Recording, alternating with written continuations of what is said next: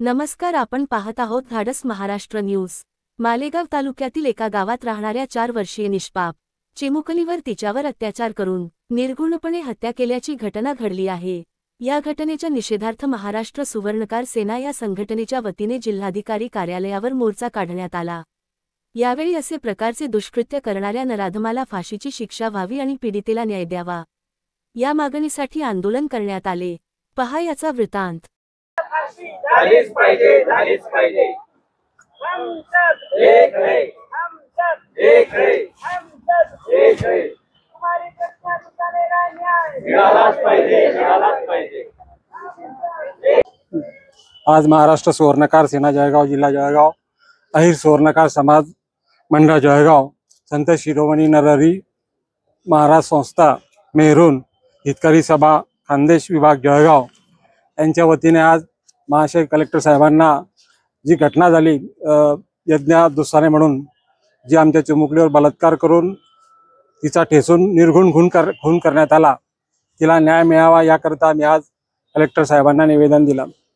मित्रो, अशी घटना कुठल्याही परिवारासोबत कुठल्याही समाजबांधवांसोबत होऊ नये ही प्रामाणिक सगळ्या समाज बांधवांची इच्छा असून यापुढे असं जर काही घडण्यात आलं तर अशांना निर्घृणपणे भरचौकात फाशी दिली पाहिजे असं जनसामान्याचा संवाद आहे।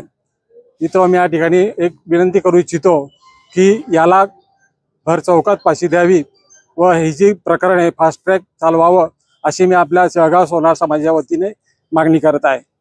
आज आपण निवेदन दिले, फक्त निवेदन देऊन कारवाई नाही झाली तर समाजाचं तर पुढचं आंदोलनाचं पाऊल काय असणार आहे? आम्ही एक भव्य असा मोर्चा पूर्ण महाराष्ट्रात समाजाच्या वतीने काढू।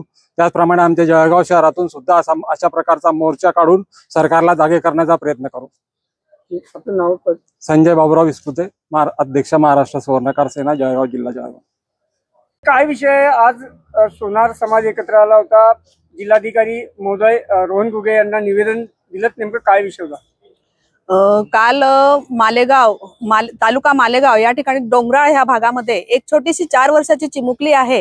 त्या चिमुकलीवर काल अत्याचार झाला आणि तिला अगदी निर्घृणपणे त्या मुलीला मारण्यात आलं, तिला ठेचून मारण्यात आलं। इतकी निर्घृण हत्या अशा नराधमाने केलेली आहे आणि त्या नराधमाला शिक्षाच व्हावी ही आमच्या सगळ्या सोनार समाजाची, आमची सगळ्यांची इच्छा आहे आणि ते निवेदन आम्ही आज इथे साहेबांना द्यायला आलेलो आहे। आणि तिला लवकरात लवकर न्याय मिळावा आणि तिच्या सगळ्या म्हणजे घराला पण, तिच्या आई वडिलांना पण ज्या दिवशी त्याला शिक्षा होईल त्या दिवशीच तिला खऱ्या प्रकारे न्याय मिळेल आणि तिच्या आई वडिलांना सुद्धा न्याय मिळेल। आमची सगळ्यांची हीच जास्तीत जास्त इच्छा आहे की संपूर्ण जळगावकर आम्ही आज त्यांच्या पाठीशी आहोत, तिच्या आई वडिलांच्याही पाठीशी आहोत आणि ज्या दिवशी तिला शिक्षा होईल तेव्हाच त्या मुलीला खरंच मुक्ती मिळेल। आणि फास्ट ट्रॅक हे जळगावमध्ये खूप आहे आणि त्या जास्तीत जास्त लवकरात लवकर त्याला शिक्षा व्हावी हीच आमची सगळ्यांची संपूर्ण सोनार समाजाची हीच इच्छा आहे।